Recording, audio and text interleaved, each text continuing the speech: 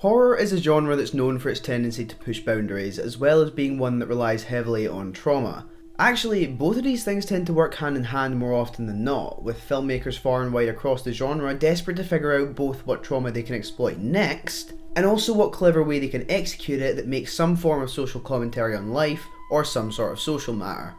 Allow me to introduce you to Smile, from director Parker Finn, starring Sosie Bacon and Kyle Gallner. Released in 2022 amongst a wildly fun marketing campaign, Smile really boomed and surprised both audiences and critics alike, grossing well over 10 times its budget, with a sequel now in development. The word of mouth surrounding this movie cemented its status as one of the decade's biggest horror packages yet.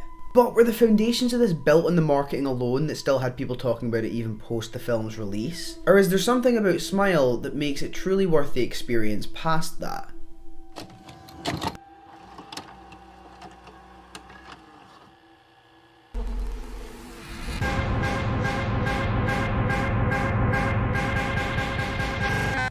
In this movie we follow Rose Cotter, a psychiatrist that becomes witness to a horrific death when a patient takes their own life in front of her. This unleashes a demon that torments and haunts Rose, completely consuming her life and turning it into a living hell as she battles with all of her strength to return her life to some sort of normalcy.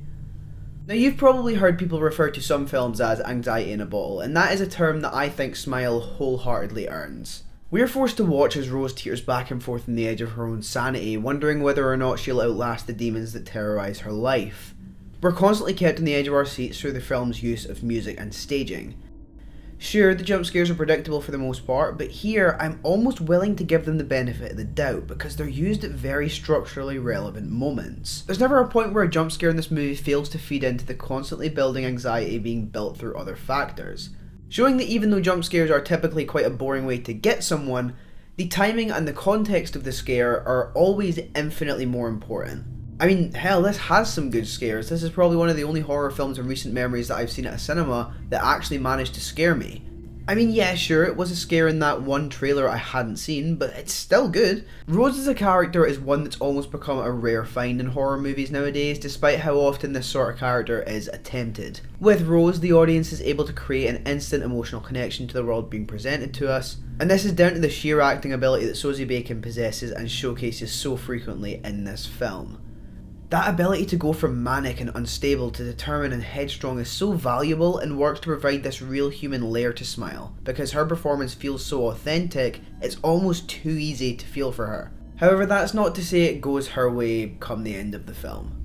Part of the tragic angle that Smile ruthlessly attacks is the demonisation of mental health, which, if it wasn't insanely obvious to you, is this film's message, the main thing it's trying to tackle. Rose is treated like a monster. While it remains clear that at the very least she's dealing with a decline in her mental state, her family and even her fiancé don't even really see that and only view her as a problem as opposed to a human. This presents a secondary challenge for Rose throughout the film. How are you meant to believe something yourself if everyone around you is desperately trying to make you believe you're insane? How does it weigh on someone to be so sure something is real, only to be told from every possible angle that it's not? Rose is slowly warped in the eyes of those around her, becoming the antagonist of her own story, and it's honestly heartbreaking. However, as tragic as it is, it all does work in favour of the audience, managing to create a genuine connection and a reason to root for her, knowing that besides Joel, her ex-partner, no one else does. Through the slow ostracisation she faces from her supposed support group, we are made able to care. In all honesty, there's only one real thing I'm unsure of with this character, and it's her ending.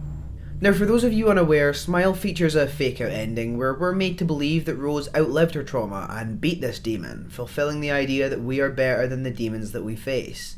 This doesn't last though. It's revealed to be nothing more than a mirage, a vision of what could have been. This is the part of the movie that has absolutely sparked the most debate when it comes to people who have seen it. For some, this ending and its portrayal of mental health has been labelled as damaging towards those dealing with their own struggles, and while it's a debate that I am not qualified to talk about, in the slightest, I do want to add something here. As a genre, horror is nothing if it doesn't frighten us or instill some form of negative emotion or feeling inside of us. No matter whether it's fear, uncertainty, worry, or in Smile's case, sorrow, that's the main goal of every horror film out there. Of course, seeing Rose lose such a personal battle brings me no joy. I'm not some sort of sociopath that enjoys that sort of thing. But I do think it's a pretty important reminder that shows the tragic reality of mental health, and it's that we don't all win. This life is brutal, it's unforgiving, and when surrounded by the wrong people can also be a difficult and treacherous one to navigate. Especially when those people only go further to reinforce the isolation we so desperately crave release from. Circling back around onto the movie real quick, everything about every scene in Smile has some element of uncanniness to it. There's just something about the feeling of this movie that breathes uneasiness and leaves me with an uncomfortable feeling that I can't escape from until the credits start rolling, but even then, it's still present. For audience members who sit through the credits, you're treated to this hauntingly beautiful score that becomes layered and infected by Rose, as the sounds of her screams can be heard amongst the noise before being drowned out by something otherworldly. Across the board, the sound is utilised in such compelling ways that aid the film's overall ambience, and I love it.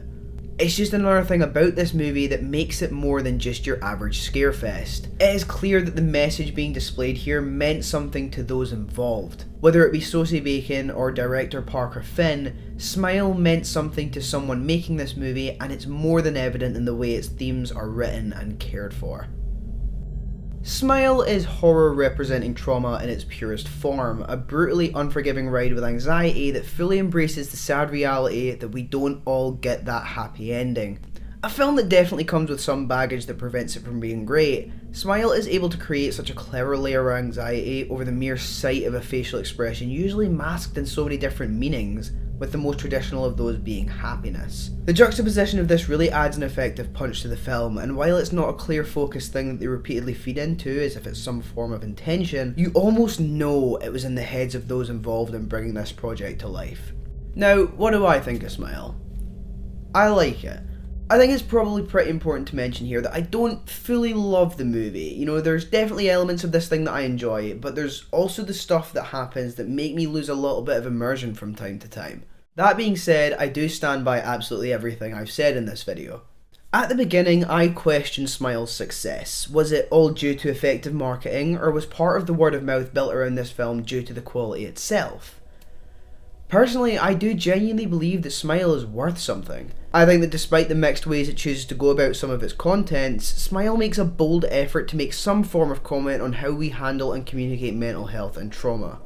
Now, I know it's not groundbreaking horror that's going to change the landscape of the genre forever. Let's leave that title to the big guys. But what Smile is the next step towards what could hopefully be a more consistent, authentic representation of trauma in horror media, and I personally can't wait to see more like it.